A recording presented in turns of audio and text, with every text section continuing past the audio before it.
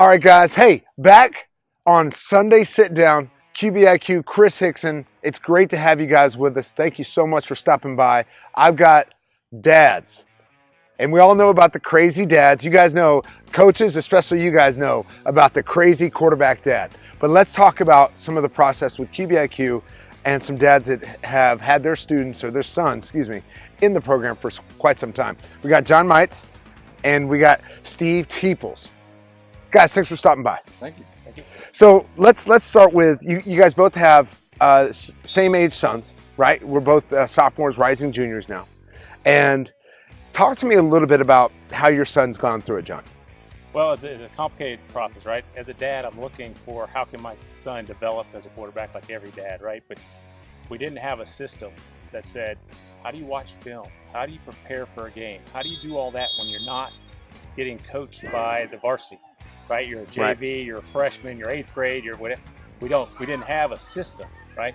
And so what helped was when we introduced the QBIQ system, it not only taught my son how to think like a quarterback, behave, approach the system and the situation and have that pre-snap reading and all that, but also allowed him to take a look at the film and say, okay, now that I know this, how do I apply that to my prep for the next game? So it took him not only from performing on the field, to spending those hours that right. most quarterbacks have to spend on their own. And how do you process that? You've got to learn. You've got to know the situation. I mean, and that's put in very, very great organized words right there. Having somebody go through the process is because of the film work, the GPS systems, the game grade to understand what they did do wrong. But the very first step of learning the QBIQ concepts. And when you learn those concepts, it's great to see. It's almost like wool coming off the eyes, Like for instance, when Quinn was coming through and Coop was coming through the program, they were so engaged with the information in the flashcard game. That was really, it was impressive to watch. And I mean, as a dad, what was your kind of experience? And first of all, what were you anticipating when you go out and get a quarterback coach and not too many have a mental system?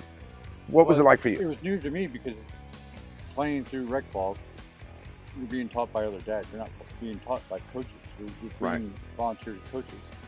And when they go through the program of learning not just what a quarterback does, but the defense and the setups on offense and setups on defense, to watch that progress go through, it was really a proud moment to see them not just perform athletically, but now they're applying the mental side to it.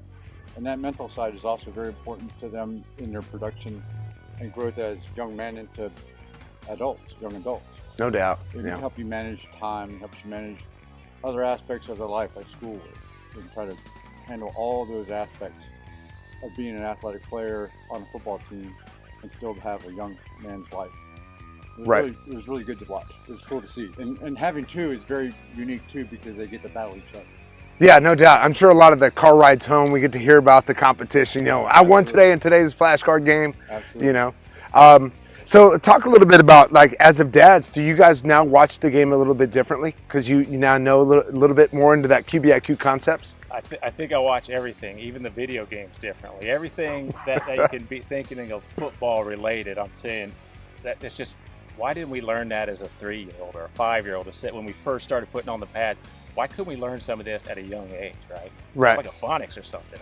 Right? You got to know this stuff to be able to develop, and it's just that clean, right? It's just learn the stuff, you're going to go through it, right? I mean, my son, it didn't take long, but it opened up my eyes, his eyes, and now we can talk. We can talk about the game. And we're not looking at just the catch, right? We're looking at the footwork. We're looking at, did they throw it on time? Did they throw it at the right angle?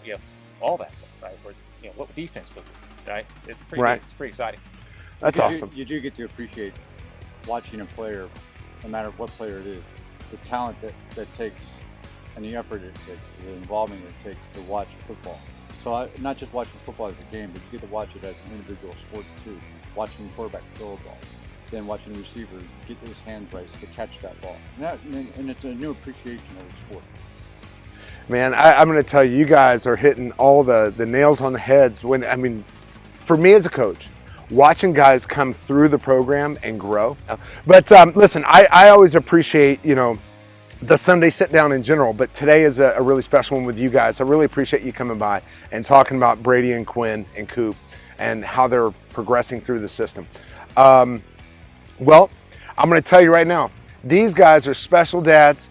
They're trying to put, as all quarterback dads are, they're trying to put their sons in the best situation possible, and definitely, without a doubt, QBIQ's following that lead. Absolutely. All right, guys. Thanks for stopping by. Appreciate you. Thank you. Hey, we're going to be back with you next Sunday, at 8:30. Thanks for stopping by today. We'll see you next time. Don't forget, Peyton Mannequin's here. We'll see you next Sunday.